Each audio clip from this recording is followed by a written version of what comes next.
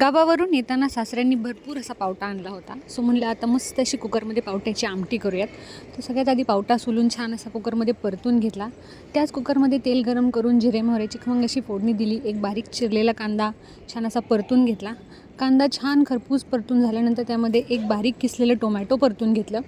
Tomato परतून झाल्यानंतर त्याच्यामध्ये थोडी आलं लसणाची पेस्ट घातली. सोबत थोडंसं खोबरं बारीक वाटून घातलं.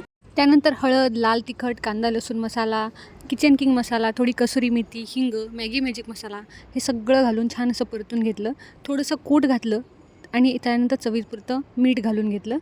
सगळ्यात शेवटी जो पावटा परतला होता तो याच्यामध्ये छान असा परतून घेतला. 1 ते 1.5 ग्लास गरम पाणी ओतून कुकरच्या मस्त अशा 3 ते 4 शिट्ट्या करून घेतल्या. 3 ते 4 शिट्ट्यामध्ये हा कोवळा पावटा एकदम शिजून तयार होतो.